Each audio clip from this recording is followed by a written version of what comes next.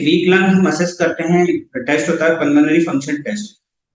जैसे कि लिवर के लिए लिवर फंक्शन टेस्ट है, किडनी के लिए किडनी फंक्शन टेस्ट करते हैं, वैसे ही हम असेस करते हैं पल्मोनरी फंक्शन टेस्ट है। उसमें हम देखते हैं कि लंग की कैपेसिटी क्या होती है। तो मोस्ट कॉमनली जो कैपेसिटी को कम करने वाला जो हम डिसीज देखते हैं वो है एस्मा और आज सीओपीडी। सीओपीडी जो कि स्मोकिंग से रिलेटेड डिसीज होती है, जिसमें आपका जो लंग की एज है, आपकी एज से ज्यादा तेज प्रोग्रेस करती है। ईयरली हम देखते हैं कि जनरली 20 ml आपकी कैपेसिटी में एवरी ईयर डिक्रीज होता है एज के साथ। बट आप स्मोकिंग अगर साथ में करते हैं तो ये जो एजिंग है 3 to 4 टाइम्स इंक्रीज करते हुए दिखती है। Around 60 to 50 ml per year आपका डिक्रीज होने लगता है। दूसरा एक इंपॉर्टेंट कॉज है एस्मा, जिसमें वेरिएशन दिखता है लंग कैपेसिटी में, बट धीरे धीरे ये भी प्रोग्रेसिव होता रहता है और हमारी लंग कैपेसिटी इन केसेस में देखने को मिलती है। पोस्ट कोविड के बाद पोस्ट कोविड फाइब्रोसिस जो एक नया डिसीज आया है, जिनको सीवियर इन्फेक्शन हुआ था कोविड में, उनको भी रेसिडुअल फाइब्रोसिस हुई है। मतलब लंग्स को जो इफेक्ट हुआ है कई बार हील पूरी तरीके से नहीं हो पाता है, तो उसके कारण भी फेफड़ों की क्षमता जो होती है वो कम हो जाती है। इसके अलावा हम जो इन्फेक्शन होते हैं जैसे टीबी, उसमें अगर प्रॉपर टाइमली सही इलाज ना हो, सही रेजिम फॉलो नहीं की गई हो, मतलब सही ड्यूरेशन और सही दवाई और सही वेट बॉडी वेट के हिसाब से दवाई नहीं ली, तो उसमें भी एक बीमारी होती है, उसमें आते हैं पोस्ट टीबी डिसीज, जिसमें भी हमको वीक लंग देखने को मिलते हैं। साइंटिफिकली ये कहें तो ऐसा टर्म नहीं होता, बट वीक लंग एक्चुअली हम वो कहते हैं जिसके एज, जैसे हमारे मैंने आपको जैसे बताया कि पल्मोनरी फंक्शन टेस्ट के हिसाब से हम हमारे पूरे इंडिया का स्टैंडर्डाइजेशन है कि एक स्पेसिफिक एज के स्पेसिफिक हाइट वेट और स्पेसिफिक सेक्स मेल और फीमेल के हिसाब से हमारे यहाँ एक पीएफटी मतलब हमारी लंग की कैपेसिटी प्री डिसाइडेड की गई है कि इस रेंज में एक इस पर्सन का उसकी हाइट एज और सेक्स के हिसाब से उसकी पल्मोनरी कैपेसिटी होना चाहिए। कभी कभार क्या होता है कि जैसे मैंने बताया पहले लिस्टेड क्वेश्चंस में कि एस्मा हुआ, सीओपीडी हुआ, स्मोकिंग रिलेटेड डिसीजेस हुई, पोस्ट टीबी फाइब्रोसिस हुई, या आपकी कोविड के बाद होने वाली फाइब्रोसिस हुई, या स्ट्रक्चरल डिसीज हुई लंग की, उसमें क्या होता है कि लंग अपनी एज के हिसाब से उतनी कैपेसिटी नहीं होती और उसको हम वीक लंग या नॉट प्रॉपरली फंक्शनिंग लंग कहते हैं। सबसे कॉमन जो सिम्टम्स होता है लंग इन्फेक्शन का या लंग डिसीजेस का, वो है कफिंग। कफिंग हमारा क्योंकि प्रोटेक्टिव रिफ्लेक्स भी है, तो लंग सबसे पहले अगर लंग डिसीजेस होती है जनरली कफिंग के साथ प्रेजेंट करते हैं। साथ ही साथ एक इम्पॉर्टेंट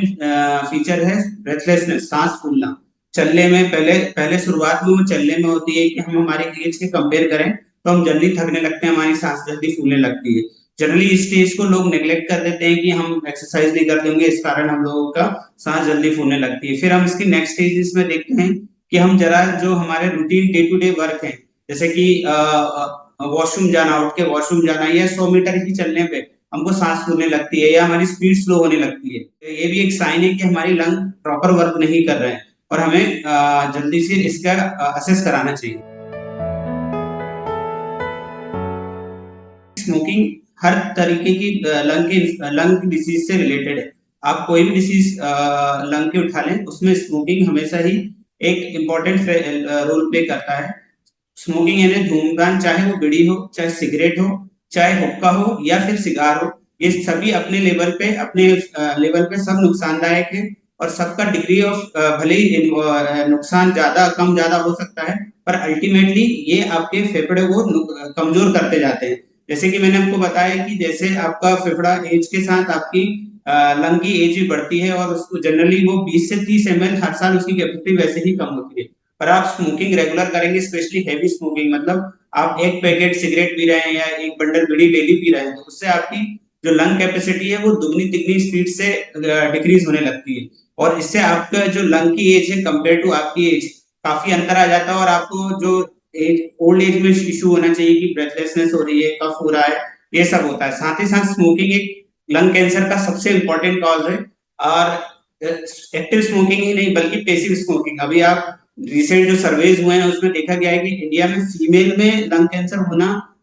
मिलने लगा है। पहले हमारे एक स्क्वामस टाइप का लंग कैंसर होता था जो कि कॉमन था, जो कि एक्टिव स्मोकिंग से रिलेटेड था, बट अब एक एडिनोकार्सिनोमा, ये भी एक फेफड़े का कैंसर का टाइप है, वो कॉमन होने लगा और उसका मेन रीजन है पैसिव स्मोकिंग। क्योंकि जनरली स्मोकर्स के जो फैमिली मेंबर होती है, स्पेशली उनकी वाइफ या स्पाउसेस उनकी पत्नी, उनको पेसिव स्मोकिंग के कारण उनमें भी लंग कैंसर देखने को मिला है। धूम्रपान करने से केवल आपको ही नहीं, आपके साथ रहने वाले क्लोज रिलेटिव, आपके फैमिली मेंबर को भी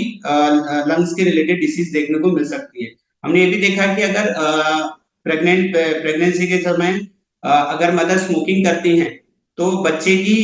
जो हाइट है, वेट है, वो भी कम हो जाता है और उसको बचपन से ही लंग्स कमजोर रहते हैं या वीक लंग के साथ आता है और आगे चल के बार बार उसको रिकरेंट इन्फेक्शन होते हैं और उसका डेवलपमेंट पूरा के पूरा पिछड़ जाता है उसके एज के बच्चों के हिसाब से। तो स्मोकिंग किसी भी दौरान पे किसी के द्वारा भी, चाहे मेल हो फीमेल हो, किसी भी एज, किसी भी इस समय लंग के लिए हमेशा हार्मफुल हो। एस्मा जो है कि जेनेटिक बीमारी है, एक थोड़ा सा एक जनरेशन टू सेकंड जनरेशन देखने को मिलता है। एस्मा के साथ ये इशू होता है कि एस्मा का अगर इलाज सही समय पे चालू कर दिया जाए और उसको कंट्रोल रखा जाए तो आपके लंग्स नॉर्मल हेल्दी लंग्स के जैसे बाकी लोगों के जैसे रहते हैं। बट क्या होता है कि हमारे यहाँ कई बार उसको नेग्लेक्ट कर दिया जाता है कि ठीक है, जैसे मैंने बताया कि थोड़ी बहुत सांस फूल रही है तो उसको ये मान लिया जाता है कि हम एक्सरसाइज नहीं करते होंगे या कुछ हो गया होगा इस कारण नहीं हो रहा है। तो हम अगर एस्मा को अनट्रीटेड मतलब बिना ट्रीटमेंट के छोड़ दें और उसका प्रॉपर इलाज ना करें तो उससे ये होता है कि धीरे धीरे जो समस्या है वो गंभीर होती जाती है। जो एक समय पे कंट्रोल किया जा सकता था फिर उसको एक स्टेज के बाद हम कंट्रोल नहीं कर पाते हैं और उनके फिर लंग्स कंपेयर टू उनके जो ये जो हाइट वेट वाले हैं उनसे कंपेयर करेंगे तो उनके लंग्स ऐसा भी देखा गया है कि 30-40% भी पुअर काम करते हैं और वो उतना एफर्ट लगा ही नहीं पाते हैं जितना उनकी एज और उनके लंग्स से एक्सपेक्ट किया जा सकता है। तो एक एस्मा में ये इशू आता है कि उसके लिए उसका ट्रीटमेंट अगर प्रॉपर किया जाए तो ठीक है, नहीं तो आगे चल के उसमें चांसेस बहुत होते हैं कि आप परमानेंट डिसीज हो जाए और परमानेंट फिर वो इनहेलर वाली स्टेज आ जाती है कि आपको हर दिन इनहेलर भी यूज करना पड़ता है। हर बॉडी के लिए सबसे इंपॉर्टेंट चीज है न्यूट्रिशन और रेगुलर फिजिकल एक्टिविटी। ये दो इंपॉर्टेंट चीज है नेचुरली बॉडी को इम्यून रखना और नेचुरली बॉडी को हेल्दी रखने के लिए। आप अगर रेगुलर एक्सरसाइज करते हैं, रेगुलरली आप एक्सरसाइज, आजकल इंडोर और जिम में एक्सरसाइज का क्योंकि लोगों के पास टाइम कम होता है तो इसका प्रचलन बढ़ा है। बट मैं अभी भी एडवोकेट करूंगा कि आप नेचुरल एयर में morning walk, early morning walk करें, ग्राउंड से या वहां पे जाके रनिंग वगैरह करें। शुद्ध वायु का जो सेवन, शुद्ध वायु जब आप अंदर आपके शरीर में जाएगी तो आपके लंग्स को इससे काफी बेनिफिट मिलेगा। साथ ही साथ इंपॉर्टेंट है डाइट का, जितना हेल्दी आपकी डाइट रहेगी आप उतने आपकी इम्यूनिटी स्ट्रांग रहेगी और आपको इन्फेक्शन जो कि स्पेशली जैसे लंग के इन्फेक्शन होते हैं, अभी कुछ दिनों पहले वायरल इन्फेक्शन बहुत कॉमन हो रहे थे, ऐसे इन्फेक्शन से आपका बचाव हो पाएगा और उन बचाव इन्फेक्शन नहीं होगा तो आपके लंग हेल्दी रहने की हेल्दी रहा करेंगे क्योंकि इन्फेक्शन के कारण क्या होता है कि लंग्स को इंजरी होती है और जिसके कारण लंग वीक होने लगते हैं। तो दो इंपॉर्टेंट चीज है कि आप अपनी डाइट अच्छे से मेंटेन रखें। डाइट में एक्सेसिव ऐसा कुछ नहीं है कि स्पेसिफिक ये खाने से आपकी डाइट बहुत अच्छी हो जाए, ये खाना होगा तो लंग बहुत अच्छा हो जाएगा। आपको नॉर्मल हेल्थी डाइट जो कि इंडियन मील हमेशा से रही है उसको फॉलो करना है। एक जो फिक्स अमाउंट है उसको में आपको अपना प्रोटीन, कार्बोहाइड्रेट, सारे जो न्यूट्रिशन है, अच्छी सारी सब्जियां खाना है, दाल खाना है, जो भी आप खाते हैं उसको खाना है। और अगेन अनहेल्दी चीजें जैसे कि ज्यादा तली चीजें या ज्यादा मिर्च मसाले वाली चीजें से आपको आपका शरीर की इम्यूनिटी और आपकी हेल्थ पे नेगेटिव इफेक्ट पड़ता है जो कि आपके लंग्स पे भी नेगेटिव इफेक्ट डालता है क्योंकि वजन बढ़ने से एस्मा के भी कोरिलेशन पाया गया है कि जिनका वेट ज्यादा होता है उनमें एस्मा की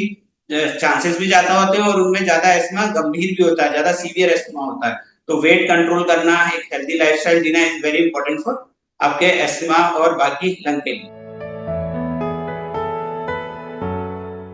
पोस्ट सर्जरी के केसेस जो कि सर्जरी के बाद जो फेफड़ों की सर्जरी होती है इसके बाद, और हमने कोविड के बाद भी ये काफी लोगों को एडवाइस किया है कि ये योगा में जो इनको हम डीप ब्रीथिंग एक्सरसाइज कहते हैं क्लिनिकल टर्म्स में, यानी गहरी सांस लेने वाली एक्सरसाइज, हम पेशेंट को खुद प्रमोट करते हैं कि आप बलून, जो बच्चे बर्थडे पे बलून फुलाते हैं वो करें, उससे आपके फेफड़े इंप्रूव होंगे। आप प्राणायाम करें, सुबह उठ के आप कपाल भाती करें, इससे आपके लंग्स की कैपेसिटी इंप्रूव होती है। इनसे